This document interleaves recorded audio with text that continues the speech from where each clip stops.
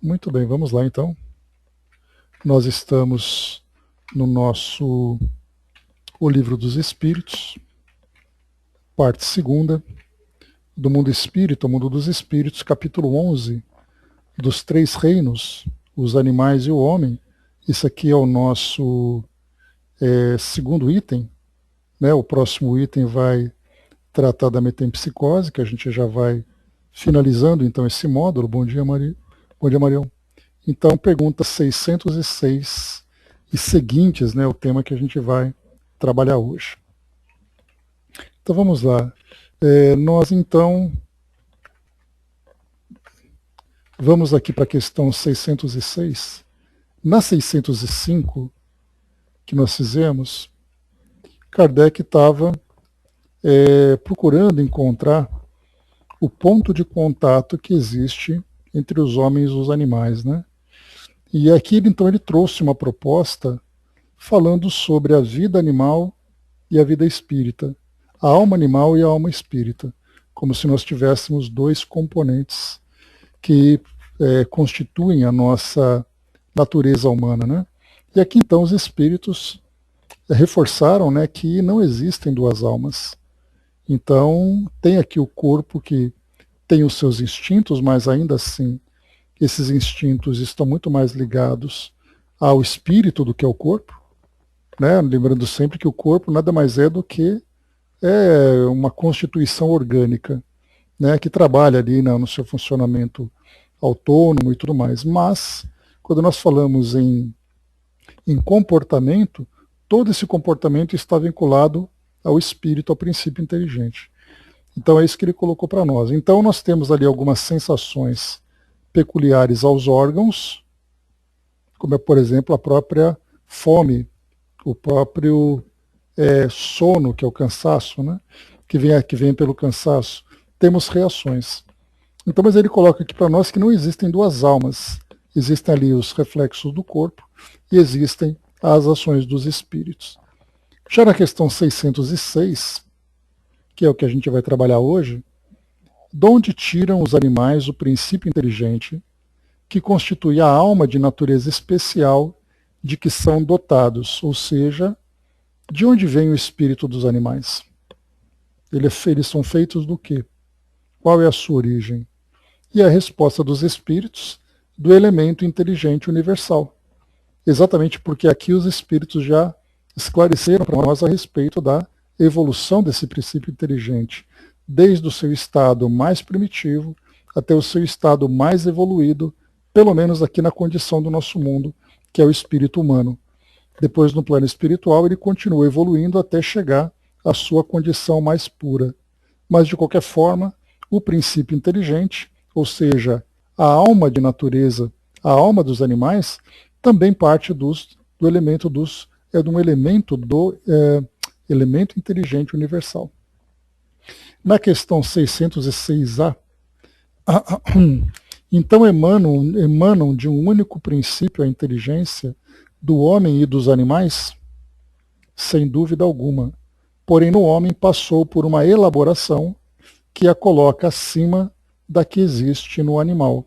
Então aqui os espíritos já esclarecem, então, um ponto comum de origem. Exatamente porque quando nós falamos sobre espíritos, né, lembrando que lá no começo, na primeira parte, os espíritos afirmavam então que nós podemos dizer, de um modo geral, que existem três elementos no universo, né? Deus, Espírito e mulher.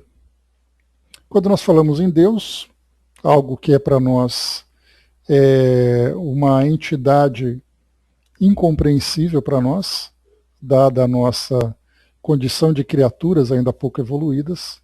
Então Deus, a inteligência suprema, a causa primeira de todas as coisas, conforme a primeira questão do Livro dos Espíritos. Depois ele fala de o espírito, que é o princípio inteligente, e eles falam sobre a matéria, que é tudo aquilo que é inanimado no nosso mundo, que existe em todo o universo, nas suas mais variadas constituições. Mas focando na parte do espírito que nós vamos trabalhar, se nós não tomarmos cuidado, nós vamos começar a fazer uma divisão. Um espírito desse jeito, outro espírito daquele jeito, sendo criados de formas diferentes. Então, inclusive, o que nós vamos observar é que, até mesmo nos textos considerados sagrados, como é o caso, por exemplo, dos textos bíblicos, é dito que Deus criou os animais e depois ele criou o homem. Ou seja, dois elementos diferentes que foram criados, que inclusive nós veremos em breve aqui no nosso Livro dos Espíritos, sobre essa afirmação que os próprios espíritos anteriormente haviam feito a Kardec. Então, quando ele fala do espírito, nós vamos lembrar que todo o espírito existente parte de um mesmo princípio, e esse princípio vai então passando por processos evolutivos em que as transformações vão acontecendo a partir da sua evolução, em que ele vai agregando elementos que vão fazendo com que ele se torne não apenas mais complexo, mas com que ele se torne também cada vez mais consciente, cada vez mais inteligente, cada vez mais moralmente depurado. Bom dia, Jerusa. Então, passando por essa transformação. E isso traz para nós algo bastante significativo, porque se nós pegarmos, por exemplo, inclusive isso já se tornou debates, né, Bom dia, Brás? Isso já se tornou debate interreligioso, pensar, por exemplo, quando nós vemos as religiões de tradições africanas, em que nós temos ali muitos deuses. Então nós temos o espírito, que são todos os indivíduos, nós temos espíritos que são divindades, e essas divindades sendo submetidas a uma inteligência superior. Então muitas dúvidas que nós colocamos essas entidades, por exemplo, que fala sobre deuses da mata, deuses da água, deuses de energias diversas, essas entidades, elas são criadas à parte? Ou elas seriam uma evolução dos seres humanos? De acordo com a cultura, dentro dessas tradições, elas são divindades que são criadas à parte. E como nós podemos, por exemplo, entender que todos os espíritos partem do mesmo ponto? É aí que a doutrina espírita ela se difere daquilo que é trazido pelas demais religiões a respeito do entendimento sobre a origem dos espíritos. No caso, por exemplo, que nós temos dentro da doutrina católica, dentro da doutrina evangélica, nós temos que Jesus é o próprio Deus encarnado. Enquanto que para a doutrina espírita, Jesus é um espírito puro que evoluiu a partir da sua condição inicial de simplicidade e ignorância, e que antes disso foi um princípio inteligente que passou por essa evolução. Se nós pegarmos nas tradições africanas, nós veremos que nós temos os espíritos de pessoas, temos os espíritos dessas divindades que representam essas forças da natureza e temos uma inteligência que também pode ser considerada como uma inteligência suprema. Ou seja, 3 categorias de entidades no mundo espiritual. Enquanto que no caso do Espiritismo, ele junta todo mundo no mesmo princípio, exceção de Deus, que é o Criador, todas as demais criaturas partem do mesmo princípio.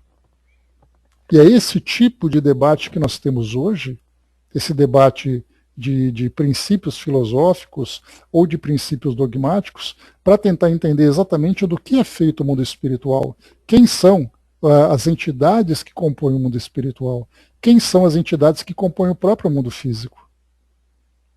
Quando nós lembramos que chegamos a falar sobre isso, que Darwin trouxe para nós, que o homem era uma evolução dos primatas, dos macacos no caso, na época isso gerou uma grande divergência, debates inclusive bastante calorosos, em que era inadmissível, dado o orgulho, dada a superioridade do homem, imaginar que ele era uma evolução dos primatas. Hoje a ciência já traz isso de um modo mais compreensível. Agora, espiritualmente, nós podemos entender da mesma forma? Podemos também pensar assim, que todos partem do mesmo princípio. O Braz lembrou, né, os erros históricos que a igreja primeira cometeram, né, se eles não corrigir o tempo, corre muito risco. Né? Braz, a grande diferença que nós temos a respeito da história da evolução dessas instituições, elas vão modificando o seu modo de pensar de acordo com o conhecimento que se desenvolve.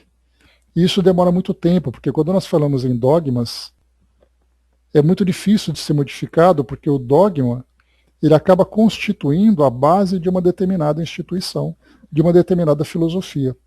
Quando você muda esse dogma, você pode também alterar a própria instituição. Um dos grandes passos que foram dados, por exemplo, pela Igreja Católica, foi exatamente ali a compreensão de que a Terra gira em torno do Sol, e não o Sol gira em torno da Terra. Porque no Velho Testamento nós temos essa afirmação de que o Sol girava em torno da Terra. E isso durou durante muito tempo. Depois nós tivemos Copérnico, nós tivemos Galileu, que fizeram afirmações pela observação da astronomia que era o contrário. E isso gerou um grande problema, até o momento em que a própria instituição acabou compreendendo essa estrutura da astronomia, mostrando para nós que era o contrário. Então isso foi uma mudança de dogma. Porém, quando nós falamos, isso é ciência, porém quando nós falamos sobre o mundo espiritual, que é algo abstrato, algo que as nossas ciências terrenas não conseguem trabalhar, isso gera um grande problema, que inclusive o próprio Espiritismo acaba enfrentando, né? Porque quando nós falamos sobre mediunidade, influência espiritual, reencarnação, vida, continuidade da vida, a imortalidade da alma, tudo isso, como Kardec afirma lá no livro O que é o Espiritismo, ele afirma que a ciência terrena, que não deixa de ser a nossa ciência clássica, ela trabalha com elementos do mundo material. E do mundo espiritual não é da alçada da ciência emitir opinião. Porque os elementos espirituais não podem ser submetidos às leis do mundo físico. A mesma coisa acontece também no mundo espiritual, nas demais religiões. Se a igreja afirma que existe inferno, como é que você vai provar que não existe? Se a Umbanda afirma que as divindades são diferentes das criaturas comuns, como é que você vai afirmar isso tudo? Porém, o que a doutrina espírita difere é exatamente essa fé raciocinada que parte desse consenso, lembrando mais uma vez, que não é o fato dos espíritos simplesmente afirmarem que nós vamos aceitar. O que a doutrina espírita se baseia é exatamente no consenso de ideias que chegam do mundo espiritual. Porque se um espírito faz uma afirmação e vem outro espírito faz uma afirmação diferente, desmorona tudo aquilo que a gente está pensando. Então o que Kardec fez foi exatamente fazer com que esse controle universal trouxesse um consenso e a partir desse consenso nós baseamos o nosso entendimento. Então tem muita coisa ainda para ser desenvolvida, muita coisa para ser trabalhada a respeito do mundo espiritual. E essas religiões passarão a ter um entendimento diferente a partir do momento em que elas começarem também a explorar o mundo espiritual com essa visão mais racional, e não apenas baseado na fé, baseado nas crenças. Né? Deixa eu ver aqui. Tá. Então, avançando um pouco mais, foi colocado então na 606A. Então emanam de um único princípio a inteligência do homem e dos animais? Sem dúvida alguma. Porém, o homem passou por uma elaboração que a coloca acima da que existe no animal.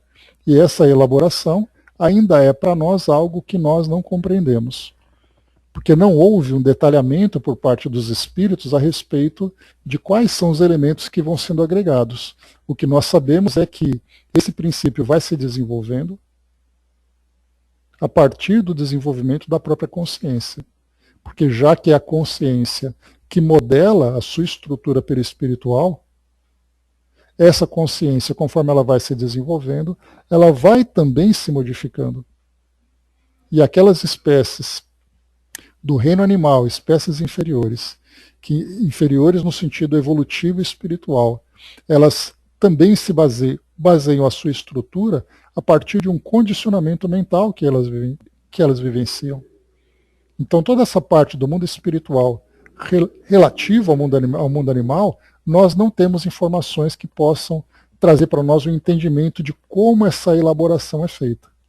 Dentro daquela questão que nós estudamos, daquela questão, daquela comunicação que nós estudamos, foi falado no mundo espiritual tendo laboratórios, tendo ali espíritos responsáveis pelo desenvolvimento, pela condução dos espíritos.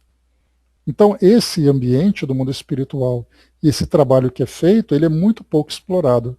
É daí que nós temos, então, tantas e tantas dúvidas. Então, o que nós podemos entender é que existe essa evolução do princípio inteligente, desde aquele princípio mais simples até o princípio mais desenvolvido, que no caso é o ser humano.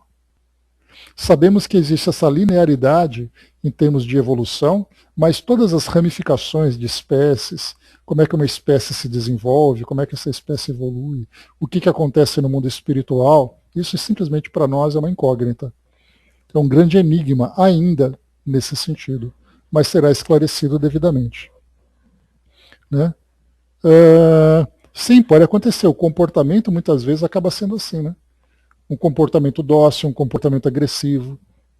Então, certamente são seres que são facilmente influenciados. Né? Na questão 607, vamos lá. Dissestes que o estado da alma do homem, na sua origem, corresponde ao estado da infância da vida corporal, que sua inteligência apenas desabrocha e se ensaia para a vida. Onde passa o espírito essa primeira fase do seu desenvolvimento? A resposta, numa série de existências que precedem o período a que chamais humanidade. Aqui a gente já conversou bastante sobre isso. Já conversamos também sobre aquela pesquisa, né, que eu desenvolvi a respeito do entendimento que nós devemos ter sobre os seres pré-humanos. Então, quando ele fala para nós essa resposta, vou ler mais uma vez aqui, numa série de existências que precedem o período a que chamais humanidade. Então significa que aqueles seres hominíneos que começaram, lembrando que a espécie mais antiga conhecida, que precede a nossa humanidade, data de 7 milhões de anos. E esse ser, que era o ser, o antepassado, que depois traz essa divisão da linhagem pré-humana para a linhagem dos primatas. Esse é o ancestral comum entre as duas espécies. Então, a partir do momento em que uma espécie começa a se desenvolver nessa linhagem pré-humana, aí nós vamos ter então todos aqueles fósseis que já foram encontrados, que foram, depois que nós montamos, né, essa linha do tempo, ainda que de uma forma precária, né, porque não é uma evolução, é uma ramificação que vai acontecendo. E dentro dessa ramificação, alguns desses ramos vão se juntando, chegando até a condição humana, enquanto outros ramos vão simplesmente desaparecendo. O exemplo mais prático que a gente pode lembrar é o homem de Neandertal, que é essa espécie mais antiga que acompanhou, que conviveu, coabitou regiões aqui do nosso planeta, junto com os seres humanos, como outras espécies também. Lá, por exemplo, naquela região no Sudeste Asiático, o Homo floresiensis, né, que é aquela espécie, nós temos o homem de Neandertal. Então, quer dizer, essas espécies, elas surgiram, coabitaram com os seres humanos, só que elas desapareceram enquanto a espécie humana progrediu, fazendo com que dentro dessa linha de humanidade, ou de humanização, os seres humanos tenham sido a única espécie dominante no nosso mundo, enquanto as demais simplesmente desapareceram. Então, numa série de existências que precedem o período a que chamamos de humanidade, nós estamos trabalhando exatamente naquilo que a arqueologia, a paleontologia, a antropologia, a biologia, todas essas áreas de pesquisa vão tentando compreender qual foi o caminho que a humanidade seguiu lá no seu passado para chegar naquilo que nós somos hoje. Então, trouxeram para Kardec essa informação, e ele, no século XIX, não tendo informações suficientes para trabalhar com mais detalhamento, embora lá no livro A Gênese ele fala um pouquinho sobre isso, mas ele fala com conhecimento do século XIX. Lembrando que foi no final do século XIX, começo do século XX, em que existiu uma verdadeira caçada por parte de pesquisadores, especialmente aqueles que eram chamados de naturalistas, aquela caça aos fósseis. Inclusive situações polêmicas de fraudes que aconteceram, né? Pegando algumas espécies de primatas que diziam que era um modelo de uma espécie humana. Então aconteceram todas aquelas gambiarras típicas da humanidade, né? Em busca da fama, em busca do sucesso, né? Mas na verdade a ciência prevaleceu e acabou depois trazendo para nós hoje muitos centros de pesquisa, muitas áreas de pesquisas e muitos pesquisadores que conseguiram construir do modo mais verdadeiro possível todo esse caminho que esse ser que gerou a espécie humana percorreu. Mas existe ainda muita coisa a ser preenchida. Se nós pensarmos que existem, por exemplo, foram encontrados 100 fósseis, e pensarmos que o mais antigo data de 7 milhões de anos, como é que esses 100 fósseis poderiam, então, tampar todos os buracos, né, preencher todas as lacunas, num período de 7 milhões de anos? E a cada vez que vai surgindo uma coisa nova, acaba trazendo essa surpresa, né, recentemente. Na China foi descoberto um fóssil que mostrava que o comportamento humano é muito mais antigo do que se imaginava. Em vez de 200 mil anos em que a espécie humana de fato se estabeleceu, foi observado um comportamento de 350 mil anos. Ou seja, pelo fato de nós termos ainda apenas pequenas peças que vão montando esse quebra-cabeça, mas que ainda existem muitas lacunas, nós vamos fazendo interpretações. Geneticamente também acaba tendo dificuldades, né? Porque nós não conseguimos fazer um estudo genético a partir de DNA até um determinado ponto, porque depois o DNA é destruído. Porque ele vai se fragmentando e vai se deteriorando com o passar do tempo. Então chega uma hora em que num fóssil você não consegue tirar mais DNA para saber exatamente como é que ele se comporta. Mas no caso do homem de Neandertal, por exemplo, já é possível fazer, que é mais próximo. Lembrando sempre, né, que esses fósseis foram encontrados inicialmente na África, especialmente esses mais antigos. Daí então eles foram encontrando outros fósseis em regiões da Europa e da Ásia, então eles puderam fazer com que esse mapeamento para onde essa espécie se distribuiu, a partir da presença delas, né, dos indícios que foram encontrados, como fósseis, como marcas, como instrumentos, pinturas rupestres e tudo mais. Enquanto que a gente lembra que aqui na América do Sul foi uma das regiões onde mais demorou para a espécie humana chegar. Enquanto que a Lucy, que foi aquele fóssil do Australopithecus, foi encontrado lá na África, aqui no Brasil nós temos a Luzia. Só que a Luzia já não era mais um fóssil, não era um fóssil, era um esqueleto. Porque a Luzia data ali por volta de 20 mil anos. 20 mil anos, os ossos ainda não se petrificaram. Eles não viraram fóssil. Então foi encontrado um esqueleto humano aqui na América do Sul. Especialmente naquela região ali do Nordeste do Brasil, da região Norte.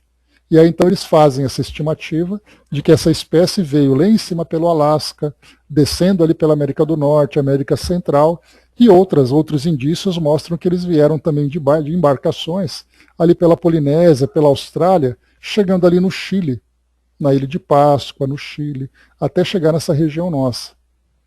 Então isso vai mostrando o caminho da espécie humana, mas também permite que nós conheçamos essa espécie pré-humana.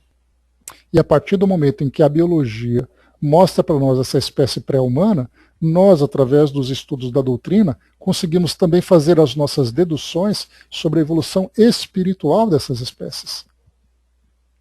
E isso traz, fazendo uma conexão, enquanto nós estudamos a parte de biologia e a parte de antropologia por uma visão, na parte de geologia, nós conseguimos também acompanhar, e da própria biologia, sobre a evolução do nosso próprio planeta.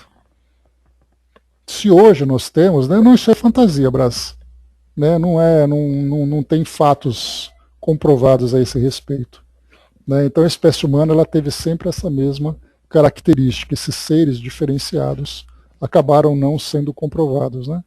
Mas o que a gente percebe é o quê? Que o nosso planeta, de provas e expiações, passando por essa transição para um planeta de regeneração, no seu passado ele foi um planeta primitivo, onde essas espécies se desenvolveram. Não raras vezes a gente pensa assim, que a espécie humana ela viveu em mundos diferentes, em mundos separados, para depois o espírito, quando ele passa por uma elaboração, ele vem aqui para o nosso planeta. Sendo que, na verdade, o nosso próprio planeta foi também esse cenário onde a espécie mais evoluída espiritualmente passou por todas essas fases de evolução, essas fases de transformação, até chegar onde nós estamos hoje. Então o espírito evolui na sua estrutura perispiritual, na sua estrutura consciencial, no seu desenvolvimento intelectual, no seu desenvolvimento moral. Parte gradativa dessas evoluções, dessa evolução. Né? Então nós temos, inclusive, nessas migrações, né, Brás? Kardec, inclusive, fala sobre isso.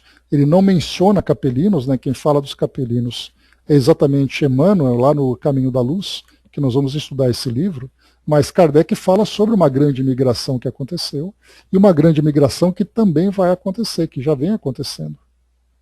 Ele menciona isso lá nos capítulos finais do livro A Gênese. Ou seja, transformações dos mundos, transformações dos espíritos, transformações das sociedades. Avançando um pouco mais na questão 607A, parece que assim se pode considerar a alma como tendo sido o princípio inteligente dos seres inferiores da criação, não? Ou seja, quer dizer então que a espécie humana, antes de ser humana, ela já foi de espécies anteriores. Seria correto afirmar isso? Os espíritos respondem: já não dissemos que tudo na natureza se encadeia e tende para a unidade? Nesses seres cuja totalidade estais longe de conhecer, ou seja, nesses seres antepassados da humanidade. Exatamente longe por quê? Porque exatamente existem essas lacunas que nós não conseguimos preencher dessa espécie pré-humana. Então, nesses seres, cuja totalidade estais longe de conhecer, é que o princípio inteligente se elabora, se individualiza pouco a pouco e se ensaia para a vida, conforme acabamos de dizer. Aqui é muito legal essa parte, antes de continuar. Quando nós estudamos sobre a evolução dessas espécies pré-humanas, a gente lembra que os elementos que são estudados, eles são de duas naturezas, de natureza material e de natureza imaterial. A de natureza material é quando você encontra um fóssil, quando você encontra uma ferramenta, por exemplo, feito com pedras, feito com barro, aquilo que é obtido a partir de escavações e achados. Marcas, por exemplo, né, em que foi encontrado marcas de pé, mas com formato ainda mais parecido com os primatas, em lava que não estava ainda totalmente solidificada. Então, eles pisaram, o pé afundou, depois aquilo secou e foi encontrada essa marca de pé. Por exemplo, nos desenhos que foram feitos em cavernas, na França, na Espanha, o Brasil, no Piauí em especial, nós temos ali talvez o maior painel, a maior quantidade de pinturas rupestres que já foram encontradas. Né? Então, nós temos em várias partes do mundo, na Ásia, na Europa, né? Então, encontrados esses fósseis e essas marcas também. Isso tudo é material. Agora, a parte imaterial que nós não conhecemos é aquilo que não foi registrado. Por exemplo, o que eles comiam naquela época? Como eles se vestiam? Como que a linguagem se desenvolveu entre eles? No que eles acreditavam? Então, todas essas fases que foram acontecendo, e ele vai colocando para nós aqui nesse trecho, deixa eu voltar de novo aqui, quando ele diz assim que se individualiza pouco a pouco e se ensaia para a vida. Aí nós vamos imaginar, por exemplo, aquelas espécies que antes eram consideradas como trepadeiras, ou seja, elas viviam em árvores, e elas passaram a andar, a se tornar bípedes, passando por transformações na sua estrutura corporal. Se antes era meio quadrúpede, ou andava de um jeito meio misturado, chamado de facultativo, passaram a andar como bípedes. E aí esse ensaio para a vida vem exatamente desse comportamento que eles tinham, que a gente pode observar tanto materialmente como imaterialmente. Encontrando aqueles pequenos grupos, aqueles bandos, nas cavernas onde foram encontrados fósseis e outros indícios materiais onde eles viviam, pensando como é que eles viviam naquela época. Se eles estavam ensaiando para a vida, claro que nós falamos aqui da referência da vida humana. Até um momento em que foi estudado, chamado, né, no caso do Homo sapiens, a grande explosão criativa. E essa grande explosão criativa se deu naturalmente pelo próprio desenvolvimento da estrutura cerebral. A gente vai lembrar que o primeiro, lá 7 milhões de anos, ele tinha um cérebro do tamanho de uma pequena manga. Já o ser humano, ele tem um cérebro de mais de 1 quilo. Então, quer dizer, conforme a estrutura encefálica foi se desenvolvendo, significa que mais neurônios, mais capacidade de raciocínio. Não que ele se tornou inteligente pela capacidade do cérebro, mas o princípio inteligente utilizou esse cérebro para manifestar as suas capacidades. Então, nessa grande explosão criativa, que é muito legal de estudar sobre isso, foi aquele momento em que o Homo sapiens, ele começa então, no caso, seria ali o Homo habilis, esse Homo habilis, ele começa a manifestar nesse período interesse em coisas que não são necessariamente voltadas para a sua sobrevivência. Então era muito fácil encontrar a ponta de uma flecha ou uma pequena pedra que ela era usada para corte, feita através das lascas, né? Aquilo que se estuda na escola, a época da pedra lascada, né? Pedra lascada, pedra polida, a idade dos metais, todo aquele período que foi sendo estudado. Nesse momento em que a grande explosão criativa aconteceu, eles começaram a observar um comportamento diferente dessas espécies. Porque aí sim elas começam a ter um comportamento muito mais parecido com os seres humanos, em que elas elas começam a adotar símbolos. Então, por exemplo, foi encontrado no sul da África, numa caverna, adereços, colares feitos de conchas. Quando você pega uma flecha, isso é para sua caça. Quando você pega um colar, isso é porque você quer se enfeitar. E esse ato de você se enfeitar já mostra que você começa a adotar símbolos, em que eu faço um colar de conchas e eu dou de presente para uma pessoa. Um outro tipo de comportamento, quando eles começam a encontrar sepulturas que são adornadas com objetos, em que a morte não é mais simplesmente a morte, mas ela passa a ter um símbolo inteligente, porque os seres começam a sentir a perda, começam a desenvolver uma intuição sobre o destino da alma. Eles encontram, por exemplo, um corpo que foi embalado, em que adereços foram colocados do lado, ferramentas foram colocadas juntas. Eles encontraram, por exemplo, um esqueleto em que tinha um cachorro sepultado junto. O símbolo que isso representa. Então já não é mais aquela fase simplesmente de você viver em função do instinto, mas você passa a criar símbolos. E dessa fase criativa nós vamos encontrar também as próprias pinturas. Sim, Brás, muita coisa anotada no Nordeste do Brasil, principalmente. Porque provavelmente eles devem ter descido da América do Norte, vindo pelo litoral do Atlântico, e aí então eles desceram, passaram ali pela Colômbia, Venezuela, Guiana, foram descendo no litoral, aí chegaram naquela parte, né, do Maranhão, do Piauí, do Ceará, toda aquela parte norte do Nordeste brasileiro, que era litoral, porque a gente lembra que esses povos, em vez de se enfiarem no meio da floresta amazônica tão difícil, era muito mais fácil você caminhar pelo litoral. Então, por isso que o Piauí e Maranhão são lugares muito marcantes com a presença dessas comunidades antigas, que já eram humanas, datam mais uma vez de 15, 20 mil anos, enquanto que na África encontram grupos que foram fossilizados de 1 milhão, 2 milhões de anos. Então olha só como as comunidades que vieram para o Brasil são muito mais recentes do que aquelas que estavam na África, onde se originou a espécie humana. Então essa grande explosão criativa mostra isso. Então quando ele lê para nós aqui, quando ele fala sobre essa fase em que esse princípio inteligente, esses seres pré-humanos ensaiam para a vida, nós começamos exatamente a observar isso, principalmente nesses elementos materiais, mas também nos imateriais. Imaginar, por exemplo, aquilo que eles já desenharam em cavernas, mostrando pessoas dançando,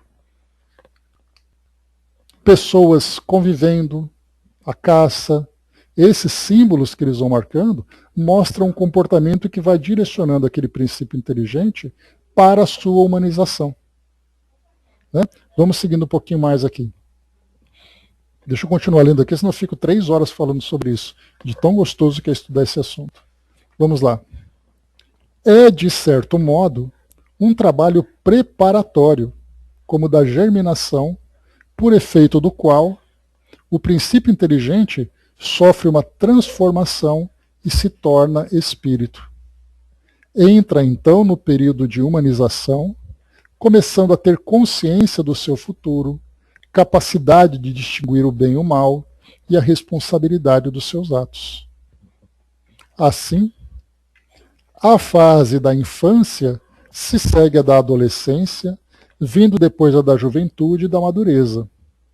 Nessa origem, coisa alguma há de humilhante para o homem.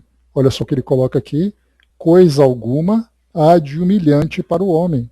Por que ele está dizendo isso? Porque na época em que Darwin trouxe a evolução das espécies, como a gente conversou, vieram para nós então a ideia de uma humilhação de imaginar o homem como sendo uma criatura divina, sendo simplesmente uma evolução dos macacos. Então, quer dizer, não é nada de humilhante nisso, é simplesmente uma evolução natural. E ele segue. Então, nessa origem, coisa alguma há de humilhante para o homem. Sentir-se-ão humilhados os grandes gênios por terem sido fetos informe nas entranhas que o geraram? Se alguma coisa há que lhe seja humilhante, é a sua inferioridade perante Deus e sua impotência para lhe sondar a profundeza dos desígnios e para apreciar a sabedoria das leis que regem a harmonia do universo. Reconhecei a grandeza de Deus nessa admirável harmonia, mediante a qual tudo é solidário na natureza.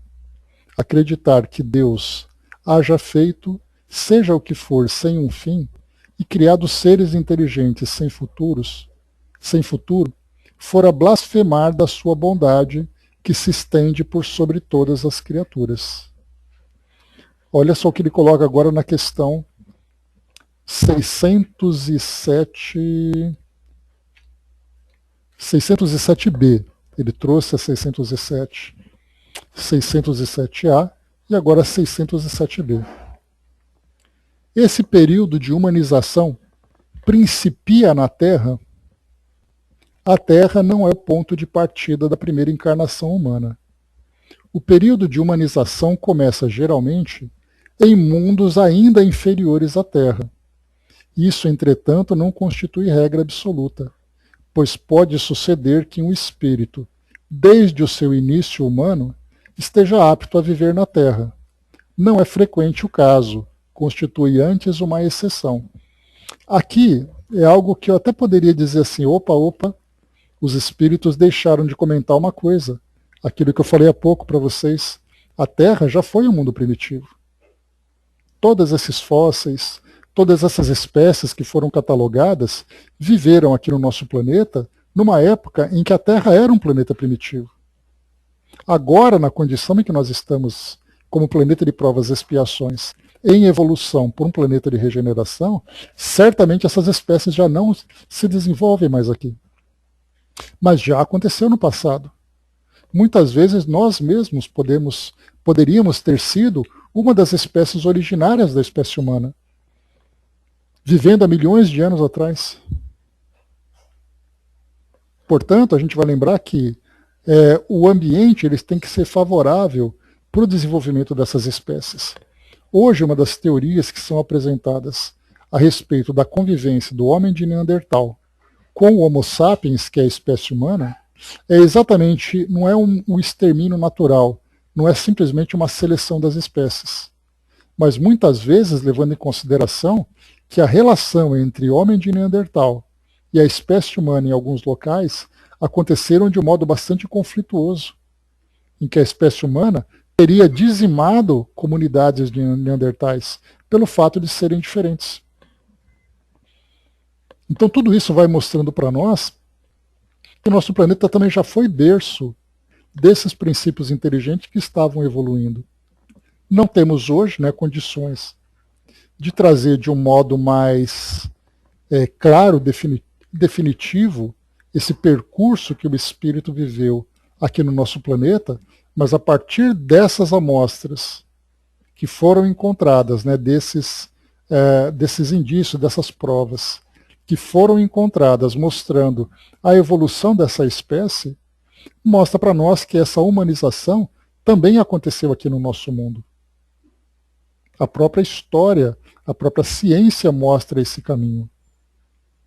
Então, como é que nós podemos colocar que o espírito humano veio para cá? Como é que nós poderíamos identificar, então, essas espécies anteriores à humanidade? Portanto, se a gente tem esse entendimento, nós sabemos que aqui também aconteceu. Pode ter acontecido em outros mundos e vindo para cá. Sim, os espíritos trazem isso. Mas não descartamos que aqui o nosso planeta também já foi esse berço. Ele segue. 608. O espírito do homem tem após a morte consciência de suas existências anteriores ao período da humanidade? Quer dizer, quando eu chego no mundo espiritual, eu consigo me lembrar o que eu fui antes de ser humano? A resposta não, pois não é desse período que começa a vida de espírito. Difícil é mesmo que se lembre de suas primeiras existências humanas, como difícil é que o homem se lembre dos primeiros tempos da sua infância e ainda menos do tempo que passou no seio materno. É essa a razão porque os espíritos dizem que não sabem como começaram. E aqui é uma resposta bastante clara, A nossa mente, ela só registra aquilo que é importante para a nossa evolução. Quando a gente fala do livro, por exemplo, Há 2000 anos, lembrando que eu coloquei para vocês lá no nosso grupo, que a FEB foi contatada pela Paramount Pictures, pela Universal Pictures e pela Disney Pictures, 3 empresas de cinema, para produzirem filmes relatando, contando a história de filmes, de livros da doutrina. No caso, o livro de Emmanuel. Então, a Evolução em Dois Mundos, ou melhor, Evolução em Dois Mundos, Há 2000 anos, 50 anos depois, Paulo Estevão, Ave Cristo e outros livros, vão ser tratados como filmes. Olha que legal. Então, o livro Há 2000 anos, Emmanuel conta a sua história exatamente isso, daquilo que ele viveu há 2000 anos. Então imagina o trabalho que foi feito para que ele fosse auxiliado para trabalhar essa regressão de memória, para lembrar detalhes daquilo que ele viveu há 2000 anos. Quando nós chegamos no mundo espiritual, mal e mal a gente consegue lembrar o que nós vivemos na última encarnação. Imaginemos ele trazer para nós ali, nesses livros todos, todas essas existências com tantos detalhes. Então é um trabalho muito difícil de fazer. Então quando nós falamos sobre pensar na origem, nessa fase pré-humana, ou até mesmo no início da nossa jornada humana como espíritos, lembrar de tudo isso, a pergunta seria, por que nós guardaríamos essas informações? Então, a nossa mente ela é muito seletiva. Da mesma forma que acontece na nossa própria existência humana, hoje, quando nós nos lembramos de algumas passagens da nossa juventude, da nossa adolescência, até da nossa infância, são situações que foram marcantes para nós de alguma forma. Algumas vezes marcantes de um modo positivo, algumas vezes marcantes de um modo traumático. Então nós guardamos aquele pequeno fato, aquela pequena ideia, aquela marca que foi deixada. Mas nós não nos lembramos de detalhes da nossa infância. Por que isso tudo? Porque isso não é relevante. A nossa própria estrutura cerebral ela é seletiva. Guarda apenas aquilo que é necessário para o nosso desenvolvimento. Então, quando nós pensamos espiritualmente, podemos pensar da mesma forma. Espiritualmente, o espírito só guarda aquilo que é importante. Ele seria capaz de se lembrar de algo que aconteceu lá na fase inicial do seu desenvolvimento?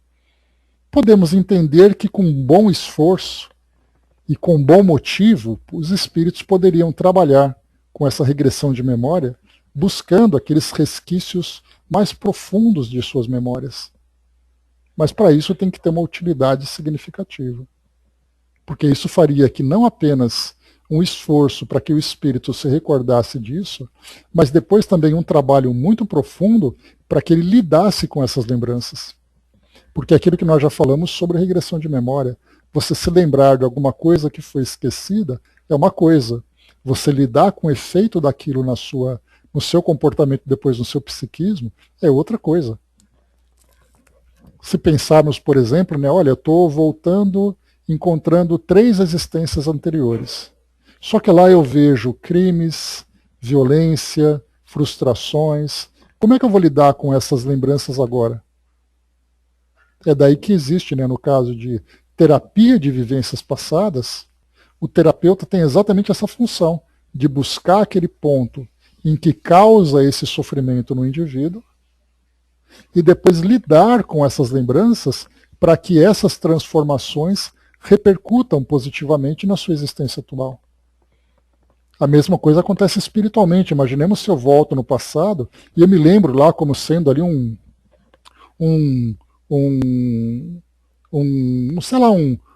indivíduo que causou uma grande tragédia na humanidade, que provocou muito sofrimento. Como é que eu vou lidar com tudo isso?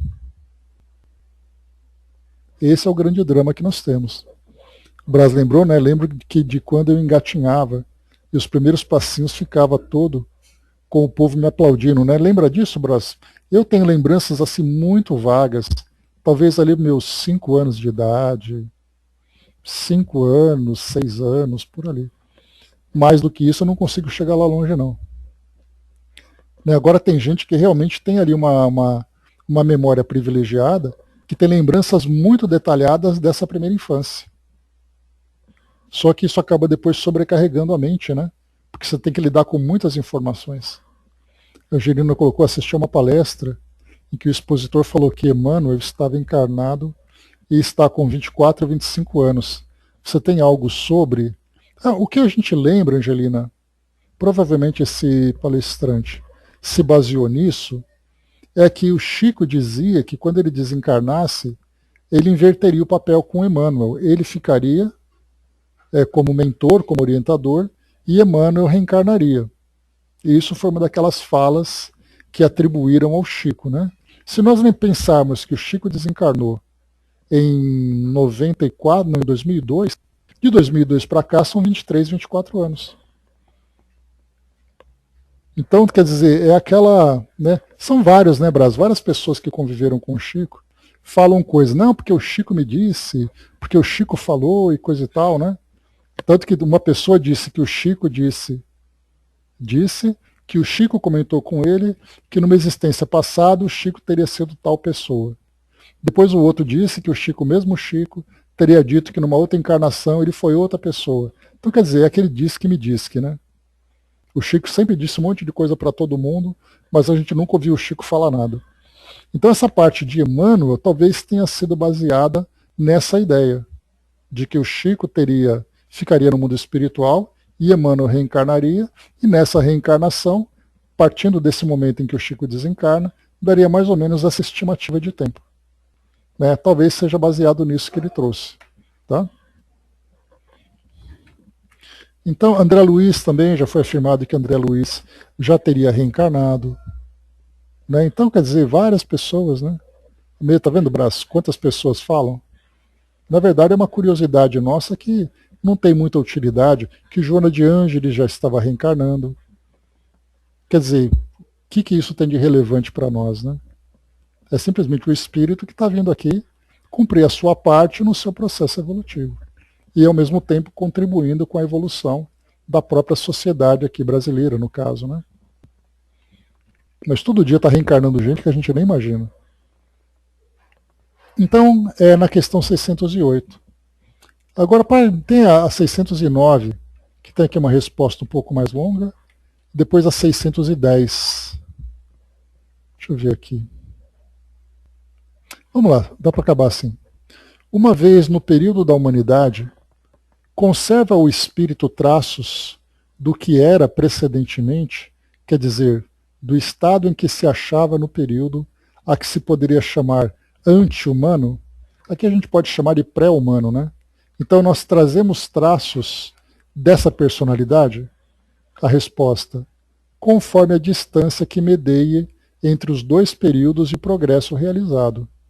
Durante algumas gerações, pode ele conservar vestígios mais ou menos pronunciados do estado primitivo, porquanto nada se opera na natureza por brusca transição. Há sempre anéis que ligam as extremidades da cadeia dos seres e dos acontecimentos. Aqueles vestígios, porém, se apagam com o desenvolvimento do livre-arbítrio. Os primeiros progressos só muito lentamente se efetuam, porque ainda não têm a secundá-los à vontade.